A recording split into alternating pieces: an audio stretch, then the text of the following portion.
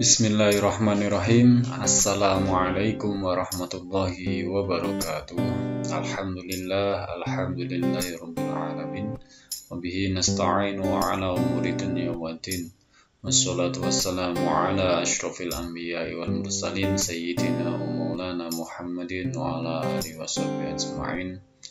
Rabbi shrah li sadri wa yassir li amri wa hlul 'uqdatam min lisani yafqahu qawli. Amin ya rabbal alamin. Selamat pagi teman-teman, bagaimana kabarnya? Semoga teman-teman dalam keadaan sehat walafiat dan senantiasa tetap semangat mengikuti perkuliahan dasar-dasar permasalahan. Alhamdulillah, pada pertemuan hari ini kita bertemu dalam pertemuan yang ke-9. Yang sebelumnya kita telah melaksanakan UTS di pertemuan yang ke-8. Nah, setelah teman-teman UTS, hari ini kita akan membahas di pertemuan yang ke-9 dengan tema menganalisis pasar bisnis. Bagaimana dan apa saja yang akan kita bahas di dalam menganalisis pasar bisnis ini. Sebelumnya, mari kita mulai perkuliahan pada hari ini dengan membaca surat Al-Fatihah. Ala niyatina wa ala niyatikum bi barakati suratil Fatihah. A'udzu billahi minasy syaithanir rajim. Bismillahirrahmanirrahim. Alhamdulillahi rabbil alamin.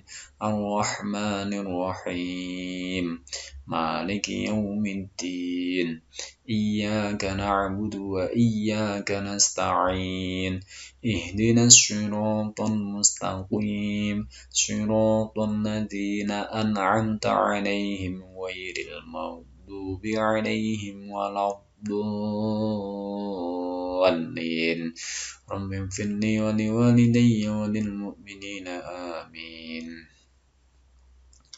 Baik, terima kasih teman-teman. Semoga dengan bacaan surat Al-Fatihah tadi mengiringi langkah kita dalam proses mencari ilmu, dan semoga apa yang kita dapatkan nanti benar-benar manfaat. Amin ya rabbal alamin.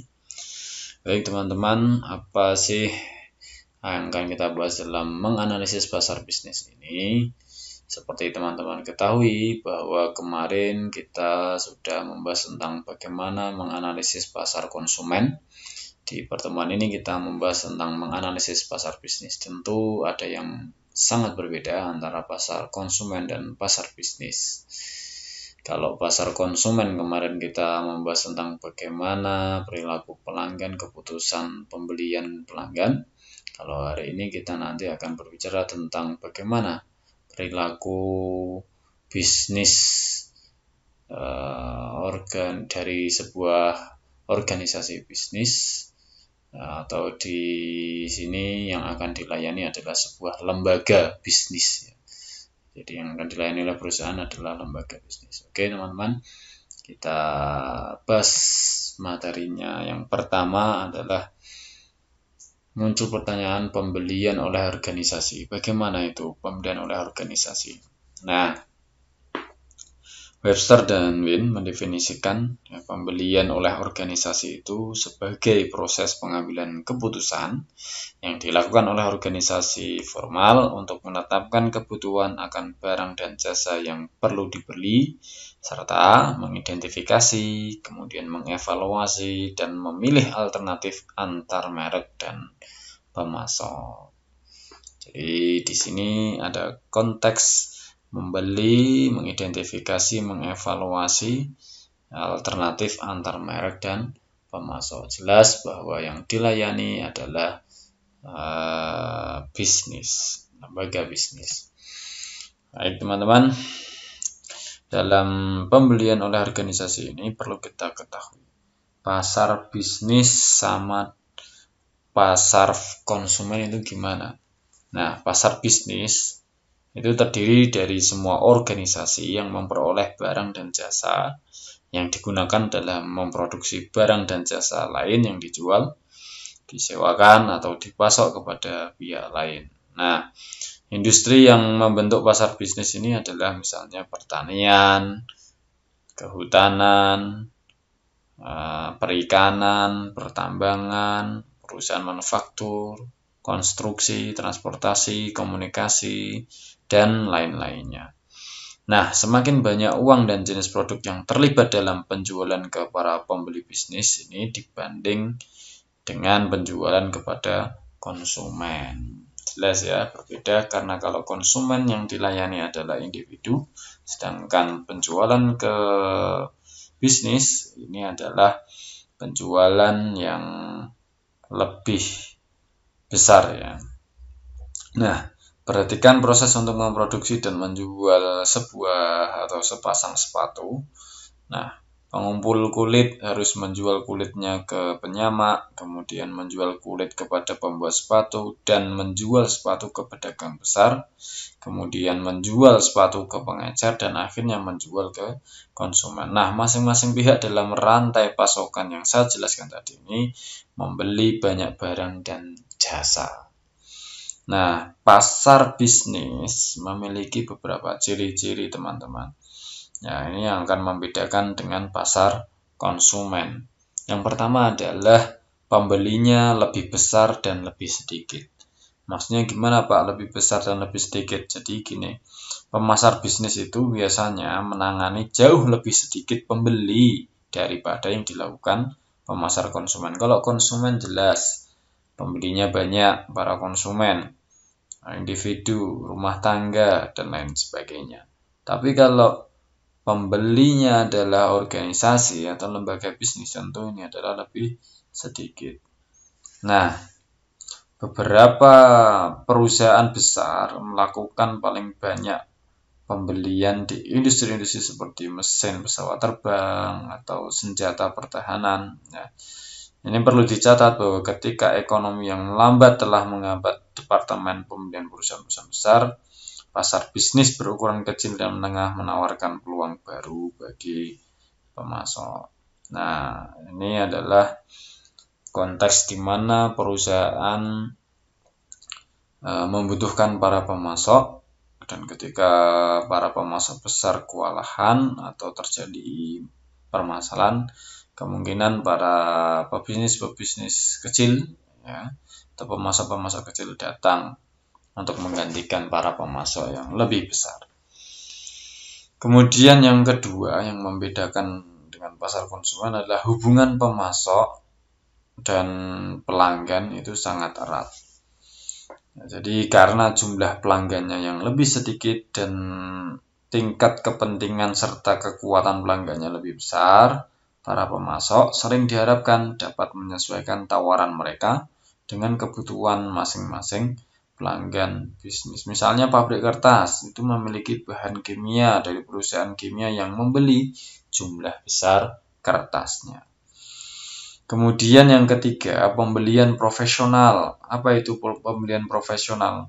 Nah, barang bisnis seringkali dibeli oleh agen atau petugas pembelian yang profesional, yang harus mengikuti kebijakan, batasan, dan persyaratan pembelian organisasi. Nah, banyak instrumen pembelian yang menuntut untuk profesionalisme, misalnya adalah permintaan harga atas produk yang akan dipesan, kemudian harus menggunakan proposal pembelian, kemudian kontrak pembelian, dan lain-lainnya. Nah, ini tidak ditemukan dalam pasar pembelian konsumen secara langsung. Jadi, para pembeli profesional menghabiskan waktu karir mereka dengan mempelajari cara melakukan pembelian yang lebih baik.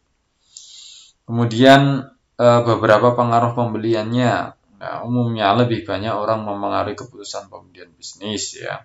Komite pembelian yang terdiri dari pakar teknik dan mungkin manajemen senior ini sudah sangat lazim atau biasa ditemui dalam pembelian barang-barang. Nah, pemasar bisnis harus mengirimkan petugas atau wiraniaga bahkan tim penjualan yang terlatih untuk menangani para pembeli yang terlatih tersebut. Terus, bedanya apa lagi? Kemudian di kunjungan penjualan. Nah, Semakin banyak orang yang terlibat dalam proses penjualan, diperlukan kunjungan penjualan double atau penjualan ganda untuk memenangkan kebanyakan pesanan bisnis. Nah, ada sekitar 4 sampai 5 kunjungan penjualan untuk menutup satu penjualan industri rata-rata. Jadi wiraniaganya datang dulu, kemudian besok ketemu lagi untuk membahas apa saja yang ditawarkan oleh pemasok kepada lembaga bisnis atau perusahaan, kemudian besok lagi datang lagi kontrak, besok lagi datang lagi baru deal. Nah, ini membutuhkan kunjungan penjualan yang berkali-kali. Nah, ini menunjukkan bahwasannya pasar bisnis dan pasar konsumen itu sangat berbeda. Kemudian yang kedua adalah tentang situasi pembelian. Nah, pembeli bisnis menghadapi banyak keputusan dalam melakukan pembelian, teman-teman. Jumlah keputusan tersebut bergantung pada situasi pembelian, misalnya kerumitan masalah yang harus dipecahkan, atau pembaruan persyaratan pembelian, atau jumlah orang yang terlibat misalnya, atau bahkan waktu yang diperlukan. Nah, Patrick Robinson dan teman-temannya ini membedakan 3 jenis situasi pembelian. Ada pembelian ulang langsung, kemudian pembelian ulang modifikasi, dan yang ketiga adalah pembelian yang bersifat tugas baru. Oke, kita akan bahas ketiga hal ini nanti. Pembelian ulang langsung. Maksudnya gimana, Pak? Pembelian ulang langsung ini. Pembelian ulang langsung ini yang dimaksud adalah departemen pembelian memesan ulang secara rutin. Contohnya apa? Contohnya ketika perusahaan memesan perlengkapan kantor misalnya. Kemudian kalau tadi bahan kimia dalam kertas itu dalam jumlah besar. Nah, pembeli ini memilih pemasok dari daftar pemasok yang sudah disetujui. Nah, para pemasok tersebut berusaha mempertahankan mutu barang dan jasanya. Jadi mereka sering mengusulkan sistem pemesanan ulang otomatis sehingga petugas pembelian dapat menghemat waktu pemesanan ulang. Nah, karena apa? Karena sudah rutin. Ya, sudah rutin melaksanakan.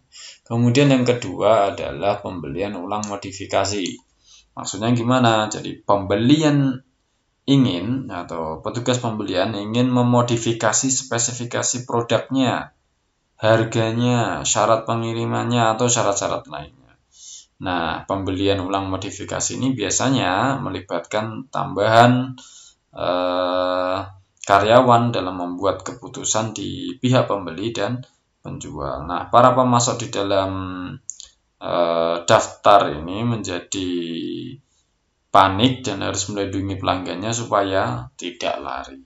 Nah, para pemasok di luar daftar melihat peluang itu untuk mengajukan tawaran yang lebih baik guna mendapatkan bisnis baru. Ketika pada situasi ini pembelian ulang modifikasi, maka harus berhati-hati bagi pemasok agar tidak dimasuki oleh pemasok lain yang memiliki spesifikasi produk yang lebih baik, misalnya harga yang kompetitif, kemudian syarat pengiriman yang mudah atau syarat-syarat lainnya. Kemudian yang ketiga adalah tugas baru. Nah, tugas baru ini apa maksudnya? Ini adalah situasi pembelian di mana pembeli membeli produk atau jasa untuk pertama kalinya.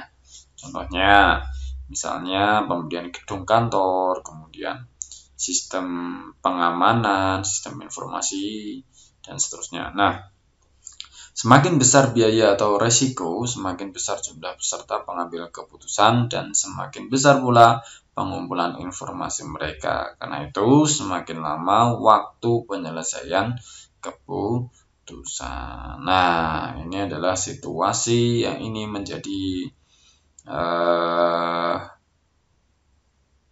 tahap yang paling situasi yang paling menegangkan di mana pembelian ini adalah dilakukan untuk pertama kalinya sehingga tidak boleh ada kekecewaan atau melakukan pengecewaan terhadap pelanggan. Nah, selanjutnya adalah pembelian dan penjualan sistem. Nah, maksudnya gimana ini? Jadi banyak pembeli bisnis itu lebih suka membeli solusi secara menyeluruh daripada dari seorang satu penjual. Nah, praktik ini biasanya dinamakan pembelian sistem. Nah, awalnya banyak diterapkan pada pembelian pemerintah atas senjata atau sistem komunikasi. Nah, pemerintah akan meminta pengajuan penawaran dari kontraktor utama yang akan menyusun paket atau sistem tersebut. Misalnya perusahaan kita ingin memesan sebuah gedung, misalnya kita akan tidak mungkin akan membeli besi sendiri, kemudian pasir sendiri, dan kita akan cenderung meminta solusi menyeluruh atas masalah pada satu penjual, yaitu bangunan gedung yang sesuai spesifikasi, misalnya begitu. Selanjutnya adalah yang kedua, pokok bahasan yang kedua adalah peserta proses pembelian bisnis. Nah, siapa yang melakukan pembelian triliunan rupiah barang dan jasa yang dibutuhkan oleh organisasi bisnis? Nah, para petugas pembelian ini memiliki pengaruh dalam situasi pembelian ulang langsung dan pembelian ulang modifikasi. Sementara orang-orang di departemen lain berpengaruh dalam situasi pembelian baru. Nah, orang-orang teknik biasanya memiliki pengaruh utama dalam memilih komponen produk dan petugas pembelian dominan dalam memilih pemasoknya. Oke, yang pertama adalah pusat pembelian. Webster dan Wynne ini menamakan unit pengambil keputusan di organisasi tertentu yang melakukan pembelian sebagai pusat pembelian. Nah, pusat pembelian ini terdiri dari siapa? Terdiri semua individu dan kelompok yang berpartisipasi dalam proses pengambilan keputusan.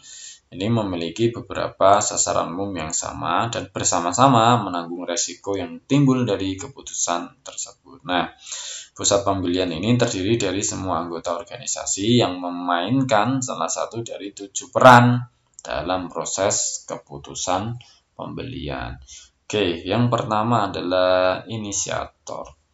Inisiator ini siapa? Yaitu mereka yang meminta untuk membeli sesuatu. Ya, jadi mereka yang meminta untuk membeli sesuatu. Mereka ini bisa saja merupakan pemakai atau pihak lain dalam organisasi.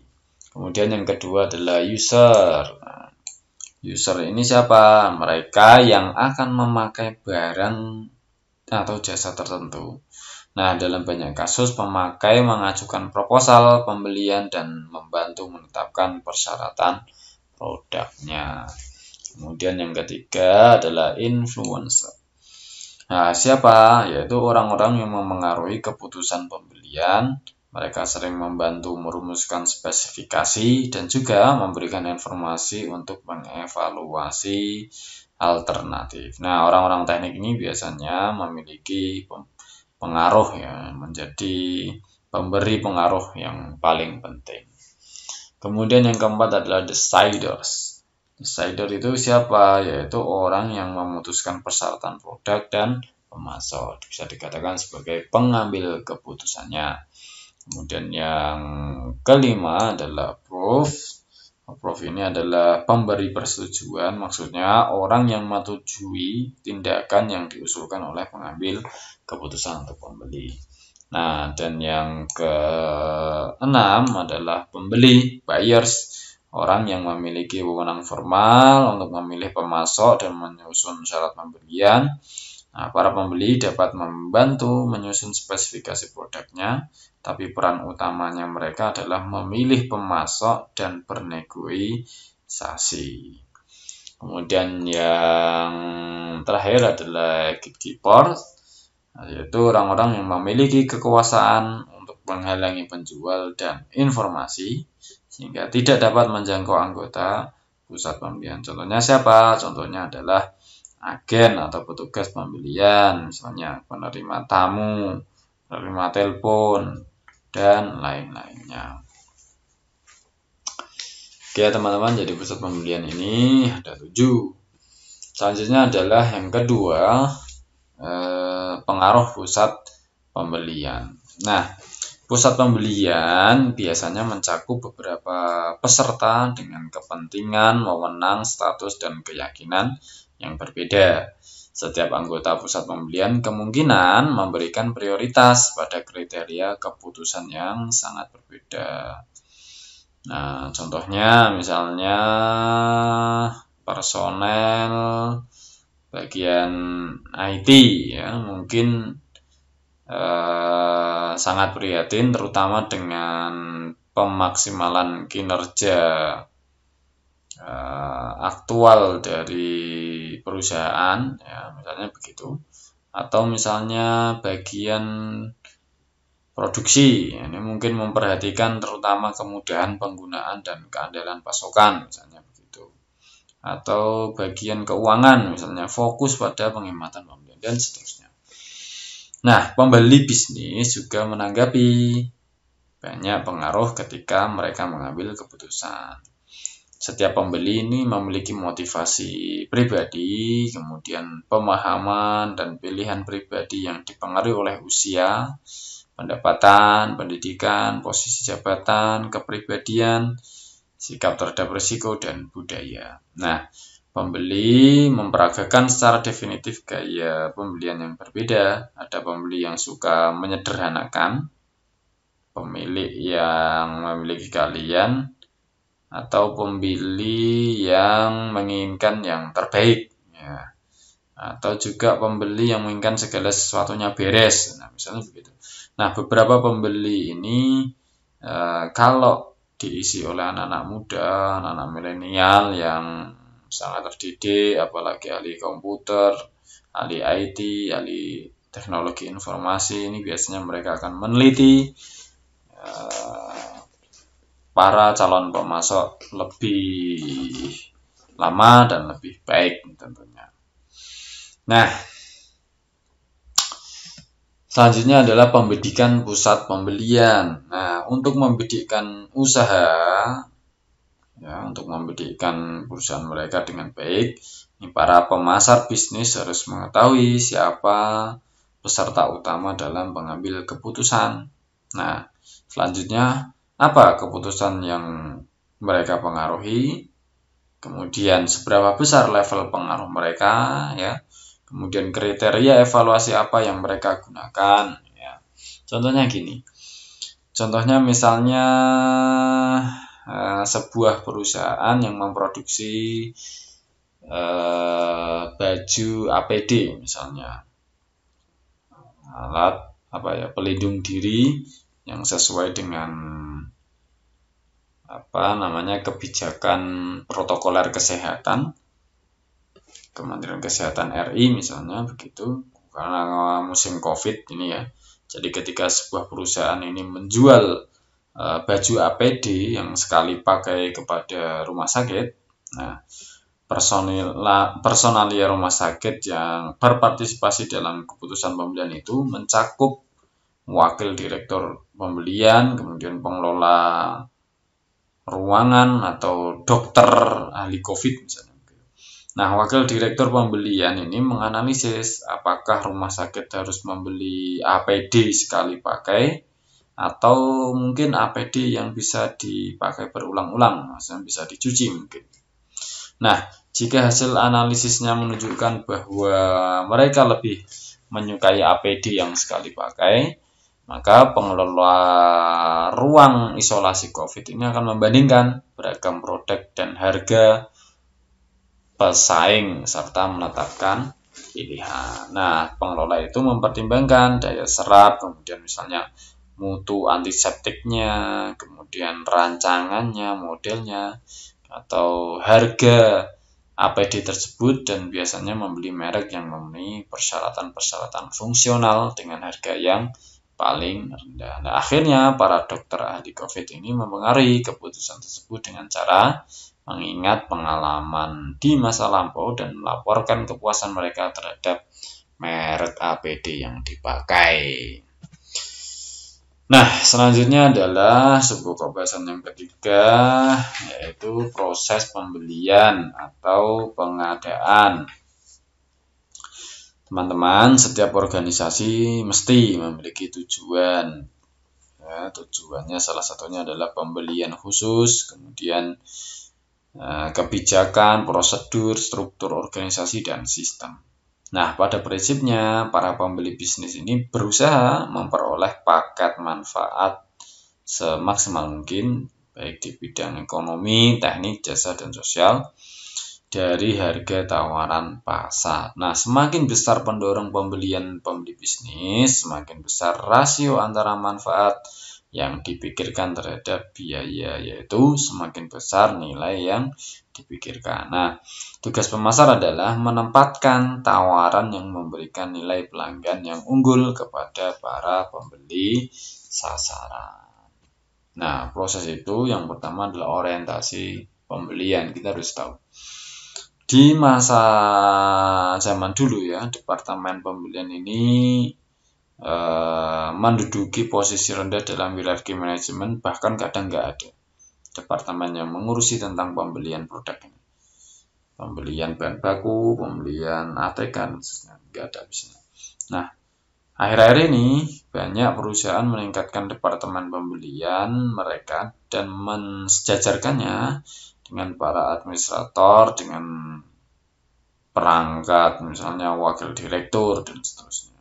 Mereka juga dilengkapi dengan karyawan-karyawan profesional di bidang pembelian.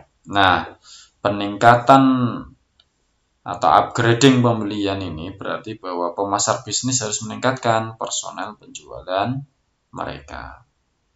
Untuk apa? Supaya cocok dengan pembeli bisnis yang lebih tinggi. Nah, ada tiga orientasi pembelian perusahaan ya. Yang pertama adalah orientasi pembelian itu sendiri. Jadi fokus pembeliannya bersifat jangka pendek dan sangat taktis. Nah, para pembeli diberi imbalan karena kemampuannya mendapat harga yang paling rendah. Nah, jadi divisi pembelian ya. Divisi pembelian ini akan mendapatkan imbalan ketika mereka mampu mendapatkan harga yang paling rendah dari pemasok atas level mutu tertentu dan ketersediaannya. Nah, para pembeli menggunakan dua taktik. Yang pertama adalah komoditisasi, yaitu apa? Mereka menyiratkan bahwa produk merupakan komoditi dan hanya peduli terhadap harganya. Jadi fokusnya di harga. Yang kedua ada multi sourcing, yaitu mereka menggunakan beberapa sumber dan membuat sumber itu bersaing untuk mendapatkan pangsa pembelian perusahaan tersebut. Yang kedua yaitu orientasi pengadaan. Nah, di sini para pembeli secara serempak mengusahakan perbaikan mutu dan penurunan harga beli. Ya, gimana caranya? Ada mutu yang sangat berkualitas tapi harganya juga lebih rendah. Nah, para pembeli ini mengembangkan hubungan kolaboratif dengan para pemasok dan mencari penghematan melalui perbaikan manajemen pengadaan, kemudian pengolahan bahan dan biaya pembuangan ya. Mereka mendorong keterlibatan pemasok sejak dini atas penanganan bahan, tingkat persediaan, manajemen persediaan tepat waktu, bahkan merancang produk bersama. Jadi di sini ada unsur kerjasama kolaborasi antara pembeli dan pemasok. Kemudian yang ketiga adalah orientasi manajemen rantai pasokan. Di sini peran pembelian diperluas menjadi operasi peningkatan nilai yang bersifat lebih strategis. Nah, manajer eksekutif pembelian ini biasanya bekerja dengan pemasaran dan eksekutif perusahaan lain untuk membangun sistem manajemen jaringan pasokan tanpa pembatas, mulai dari pembelian bahan mentah sampai barang jadi yang tepat waktu dan sampai kepada pengguna akhir. Selanjutnya yang kedua adalah jenis-jenis proses pembelian. Nah, para pemasar perlu nih memahami cara kerja sejumlah departemen pembelian. Nah, departemen itu memiliki banyak jenis produk dengan menggunakan proses pembelian yang berbeda-beda. Nah, Peter Kraljic ini membedakan 4 proses pembelian yang berhubungan dengan produk. Yang pertama adalah produk rutin. Produk-produk ini mempunyai nilai dan biaya yang rendah bagi pelanggan dan risikonya kecil. Misalnya ATK kantor. Nah, para pelanggan akan mencari harga yang paling rendah dan menekankan pada pemesanan rutin. Nah, para pemasok akan menawarkan untuk menstandarkan dan mengkonsolidasi pesanannya. Kemudian yang kedua adalah produk-produk bernilai tinggi. Maksudnya gimana? Maksudnya produk ini mempunyai nilai dan biaya yang tinggi bagi pelanggan. Tetapi resiko pasokannya kecil. Misalnya apa? Misalnya adalah piston mesin. Nah, karena banyak perusahaan yang membuatnya. Nah, pemasok tertentu tahu bahwa pelanggan akan membandingkan sejumlah tawaran dan harga pasar, dan ya, mereka perlu memperlihatkan bahwa tawarannya mampu meminimalkan biaya total pelanggan. Ini adalah produk-produk yang bernilai tinggi, ya. Kemudian yang ketiga adalah produk-produk strategis. Maksudnya gimana ini? Produk-produk ini memiliki nilai dan biaya yang tinggi bagi pelanggan, tapi juga tinggi resikonya. Misalnya adalah komputer mainframe. Nah, pelanggan akan menginginkan pemasok yang dikenal baik dan dipercaya, serta ingin membayar harga lebih dari harga rata-rata, ya.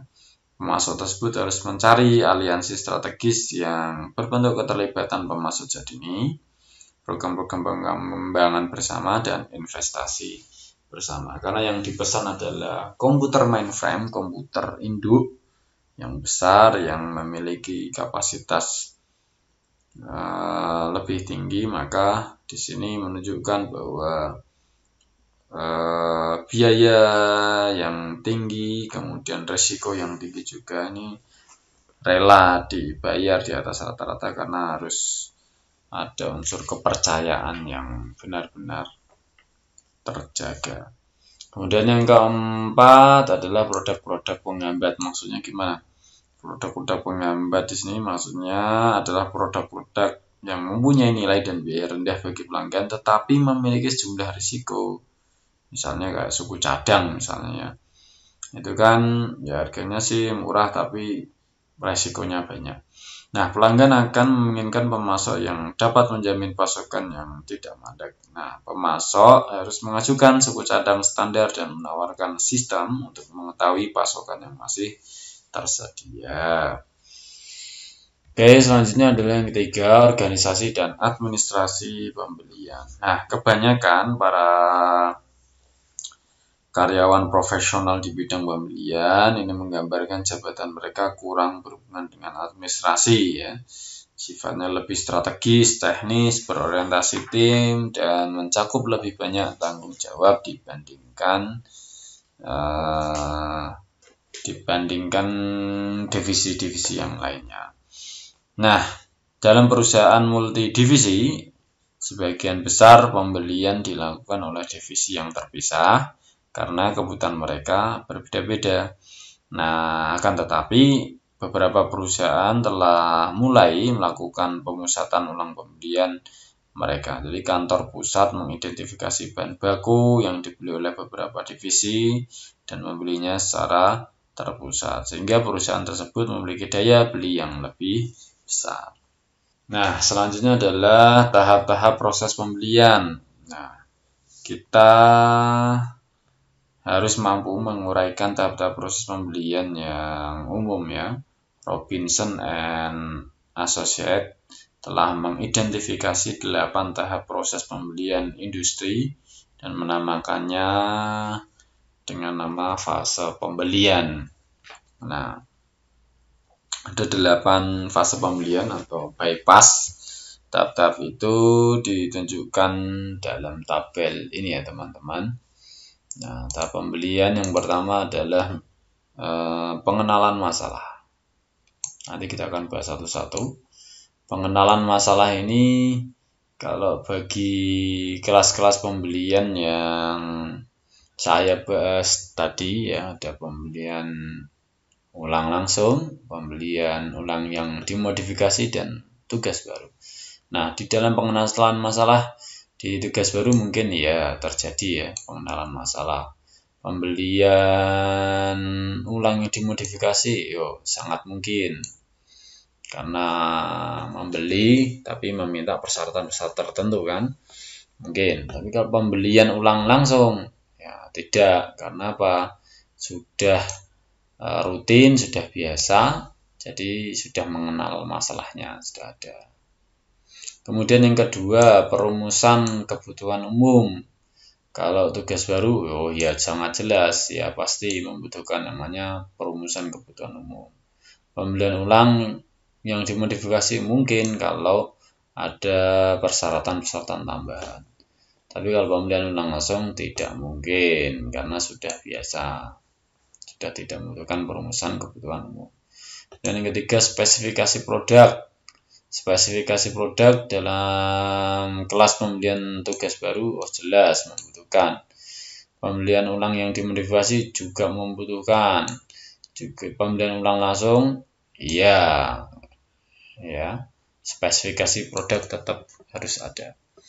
Kemudian yang ketiga adalah pencarian pemasok. Pencarian pemasok di tugas baru jelas ada. Kemudian pembelian ulang yang dimodifikasi mungkin saja karena mengandung persyaratan. Kemudian ulang langsung tidak mungkin karena dia sudah membeli secara rutin pada satu pemasok terpilih.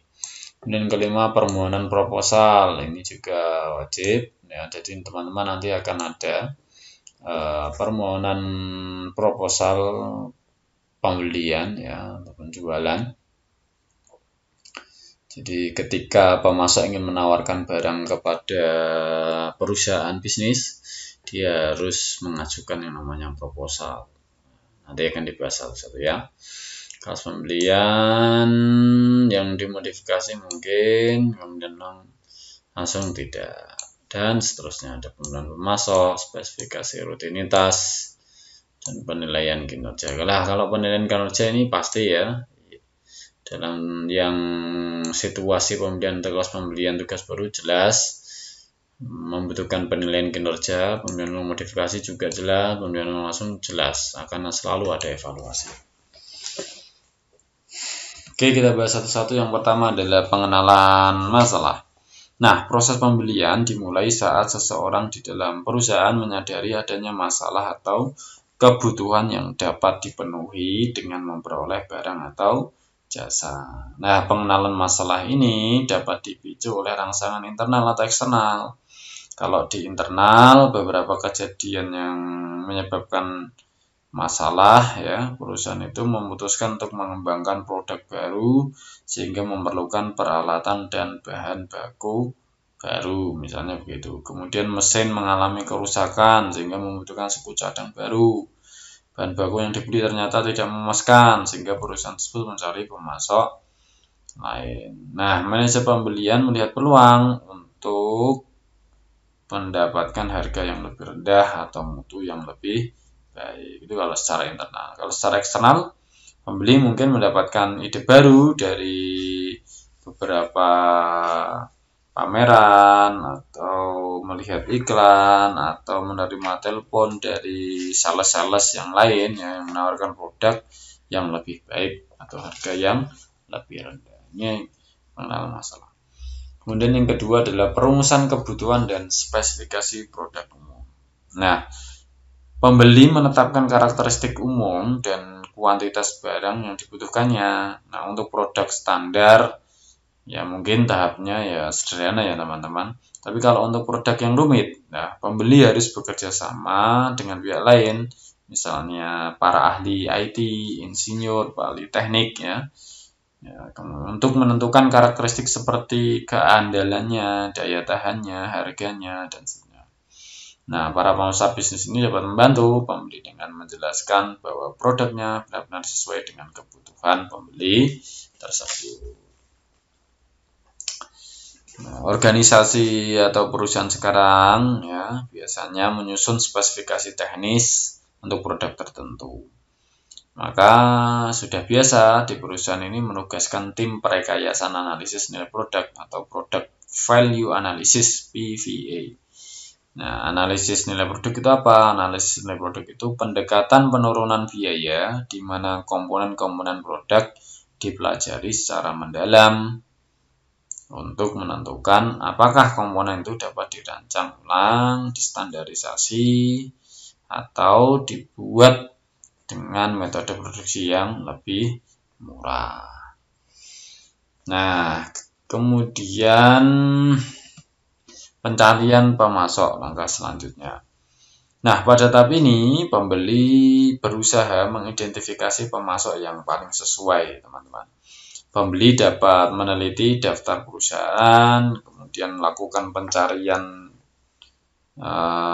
dengan googling misalnya, kemudian menelpon perusahaan lain untuk mendapatkan rekomendasi, memperhatikan iklan dagangnya, atau menghadiri pameran dagangnya. Nah, pemasar bisnis juga menempatkan produk, harga, dan informasi yang lain di webnya mereka. Walaupun perdagangan elektronik bisnis to bisnis ini ya, bisnis ke bisnis ini tidak menyerahkan barang lebih cepat dari yang dijanjikan, tapi ia masih jauh lebih besar daripada pelanggan bisnis ke konsumen. Yang keempat adalah approachment. Approachment ini adalah pembelian yang dilakukan oleh bidang pembelian kepada pemasok. Ini ada dua jenis ya. Nah, jadi sekali lagi approachment ini adalah pembelian yang dilakukan oleh divisi pembelian kepada pemasok secara digital ya, secara menggunakan website atau aplikasi tertentu yang memang digunakan dalam rangka approachment ini. Nah, ada dua jenis di website atau web di bidang pemesanan ini atau pembelian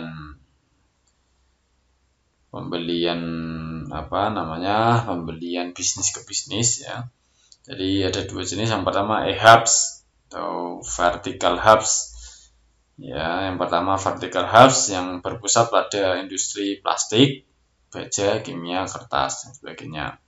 Dan yang kedua adalah functional hub. Ini berkaitan dengan logistik, pembelian media iklan, manajemen energi dan sebagainya. Nah, di samping melakukan approachment pada situs web, perusahaan juga dapat melakukan approachment dengan cara-cara yang lainnya. Misalnya yang pertama dengan hubungan extranet langsung dengan para pemasok utama.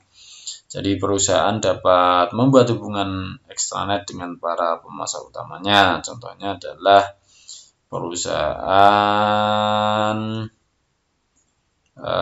membuat rekening approachment pada Dell atau Office. Para karyawannya dapat melakukan pembelian dengan cara itu. Kemudian yang kedua, cara yang lain adalah aliansi pembelian. Misalnya kayak Coca-Cola, kemudian Pepsi, ya, Gillette, B&G ya. Ini menggabungkan kekuatan dalam rangka membentuk aliansi pembelian yang disebut namanya Transora. Transora ini dibentuk supaya apa? Supaya dapat menggunakan kekuatan gabungan mereka untuk mendapatkan harga bahan mentah yang lebih rendah. Karena mereka bergabung bisa menekan para pemasok. Kemudian yang ketiga caranya yaitu dengan situs pembelian perusahaan. Nah, seperti yang dilakukan oleh General Electric ini membentuk yang namanya Trading Process Network (TPN), di mana dari TPN tersebut menempatkan permintaan proposal yang dengan syarat memasukkan pesanan. Oke, yang kelima adalah permintaan pengajuan proposal. Nah, pembeli ini akan mengundang pemasok yang memenuhi syarat supaya mengajukan proposal. Jika produk yang bersangkutan rumit, mahal misalnya, pembeli akan menuntut proposal tertulis yang rinci dari tiap-tiap pemasok yang yang terpilih tadi. Nah, setelah mengevaluasi proposal tersebut, pembeli akan menghapus beberapa pemasok dan mengundang pemasok yang tersisa untuk melakukan presentasi resmi, semacam tender lah gitu ya. Diuji dulu proposalnya layak apa tidak, spesifikasinya sesuai dengan kebutuhan apa enggak. Nah, kemudian nanti akan dipanggil para pemasok yang terpilih untuk presentasi. Nah, kemudian yang selanjutnya adalah pemilihan pemasok. Sebelum memilih pemasok, biasanya pusat pembelian akan membuat spesifikasi sejumlah atribut pemasok yang diinginkan dan menetapkan tingkat kepentingan relatif. Ya. Jadi pusat pembelian menilai pemasok itu berdasarkan atribut-atribut dan mengidentifikasi pemasok yang paling menarik, misalnya dari sisi harganya, kemudian reputasi pemasoknya, keandalan produknya misalnya, atau kehandalan pelayanannya, bukan mungkin fleksibilitas pemasoknya, misalnya bisa dihutang atau bisa dikredit dan seterusnya. Yang ketujuh adalah spesifikasi rutinitas pesanan. Ya. Setelah memilih para pemasok, pembeli biasanya merundingkan pesanan akhir ya, merinci spesifikasi teknisnya, jumlah yang dibutuhkan, waktu penyerahan yang diharapkan, kebijakan pengembalian, garansi, dan seterusnya. Nah, banyak ya para pembeli industri ini menyewa peralatan berat seperti mesin, truk, dan lain sebagainya. Nah, penyewa mendapatkan sebelah keuntungan yaitu menghemat modal, ya, mendapatkan produk terbaru, mendapatkan layanan yang lebih baik, dan beberapa keuntungan tidak perlu membayar pajak. Nah, begitu. Kemudian yang kedelapan adalah prosesnya mengkaji ulang kinerja. Nah, pembeli secara periodik ini mengkaji ulang kinerja pemasok yang dipilih. Ada 3 metode teman-teman yang biasanya digunakan.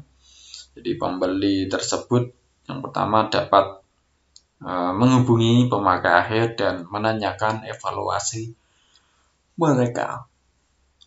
Kemudian yang kedua, cara yang kedua adalah pembeli tersebut dapat memeringkat pemasok berdasarkan beberapa kriteria dengan menggunakan metode nilai tertimbang misalnya.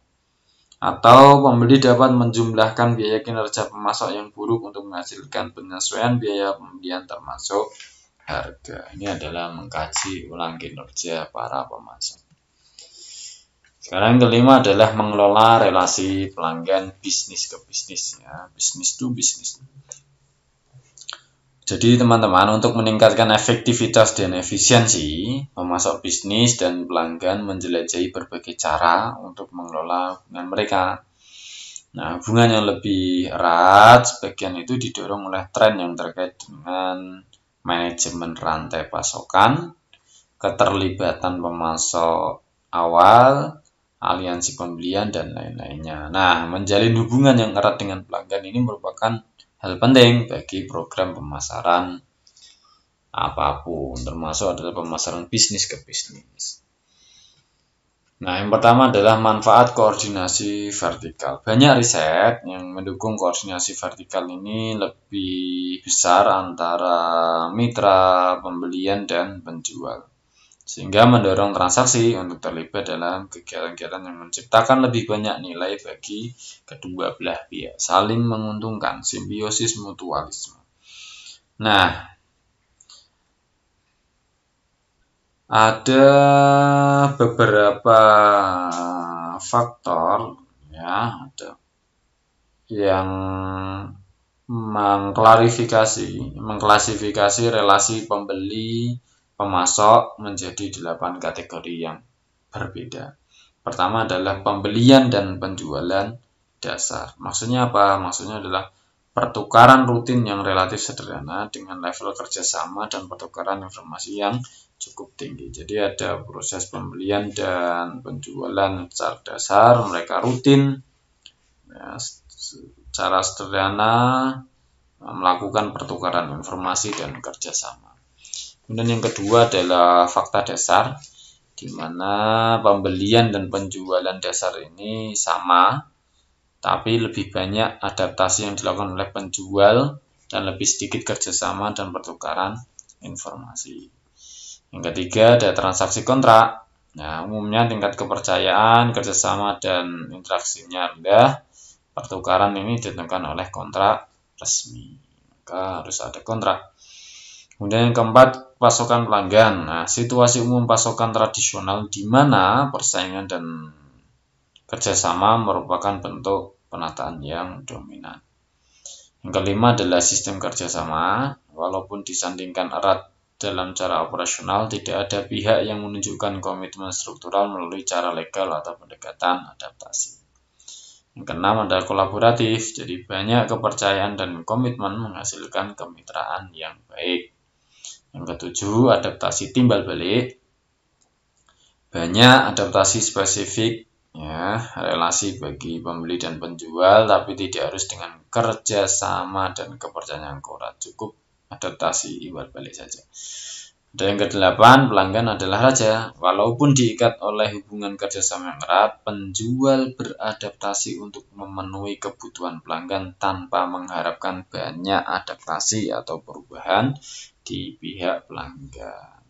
Jadi tetap pelanggan adalah raja. Yang kedua, resiko bisnis. Antara resiko dan peluangnya. Gimana ini? Ya, susah ini. Jadi ketika pembeli tidak dapat secara mudah memantau kinerja pemasok, nah, pemasok ini mungkin lalai atau bahkan melakukan penipuan dan tidak menyerahkan nilai yang diharapkan. Nah, oportunisme, ya. Oportunisme ini dianggap sebagai suatu bentuk penipuan atau pemasokan yang tidak lengkap sehubungan dengan kontrak implisit atau eksplisitnya. Nah, mungkin melibatkan kepentingan diri yang mencolok, ya, sengaja melanggar kesepakatan kontrak, yang penting untung dan seterusnya. Nah, bentuk ini seperti ini adalah oportunisme yang harus ditolak dan tidak boleh terjadi di antara hubungan pemasok dan pelanggan. Ya, oportunisme memang menjadi keprihatinan karena perusahaan harus mengabdikan sumber daya untuk mengontrol dan memantau apa yang sebaliknya dapat dialokasikan untuk tujuan yang lebih produktif. Kontrak mungkin menjadi tidak bagus untuk menata transaksi pemasok ketika oportunisme pemasok menjadi sulit untuk dideteksi, ya. Ketika perusahaan melakukan investasi khusus dalam aset yang tidak dapat digunakan dimanapun, dan ketika kontingensi lebih sulit untuk diantisipasi. Nah, ini adalah oportunisme tidak boleh terjadi dalam relasi bisnis. Kemudian yang keenam, yaitu yang terakhir, tentang pasar kelembagaan dan pemerintah. Maksudnya gimana? Pasar kelembagaan ini misalnya terdiri dari sekolah, ya, rumah sakit, balai pengobatan, penjara, dan lain sebagainya. Ini harus memberikan barang dan jasa kepada orang yang mereka urusi. Nah, banyak dari organisasi itu ditandai oleh anggaran yang rendah dan pelanggan yang sudah pasti jumlahnya. Nah, contohnya adalah rumah sakit. Ketika harus memutuskan makanan apa yang dibeli untuk pasiennya, kemudian tujuan pembeliannya bukanlah laba. Karena apa?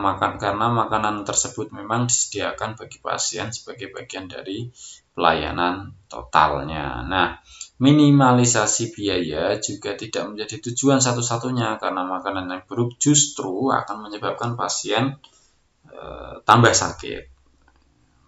Jadi nanti malah pasien akan menuntut, ya, bahkan merusak reputasi rumah sakit. Maka agen tugas pembelian rumah sakit harus mencari pemasok makanan kelembagaan dengan mutu yang memenuhi atau melampaui standar makanan, dengan tentu dengan biaya yang minimum atau harga yang lebih rendah. Nah, di sebagian besar negara seperti Indonesia, organisasi pemerintah ini merupakan pembeli utama barang dan jasa. Nah, kalau tadi kelembagaan, rumah sakit, kalau di pemerintah, organisasi pemerintah ini umumnya mengharuskan pemasok untuk mengajukan penawaran, dan biasanya pemerintah memberikan kontrak kepada yang mengajukan penawaran yang terendah, sistem tendering, ya, jadi dilelang. Nah, dalam beberapa kasus, unit pemerintah akan membuat penilaian atas keunggulan mutu dan reputasi pemasok dalam menyelesaikan kontrak yang tepat waktu. Pemerintah juga akan membeli berdasarkan kontrak yang dirundingkan, terutama dalam kasus proyek rumit yang melibatkan biaya penelitian, misalnya, dan risiko yang besar, serta dalam kasus yang persaingannya sedikit. Nah, organisasi pemerintah cenderung lebih menyukai pemasok domestik daripada pemasok asing. Kalau Indonesia gimana ya teman-teman? Apakah memilih tender yang dimenangkan oleh asing atau asing? Tapi kebanyakan memang kayak seperti negara-negara di Eropa, mereka lebih suka dengan perusahaan nasional daripada perusahaan yang asing. Ya, mungkin itu teman-teman yang bisa saya sampaikan. Mohon maaf apabila kekurangan. Wabillahi taufiq wal hidayah. Assalamualaikum warahmatullahi wabarakatuh. Sampai bertemu kembali di selanjutnya.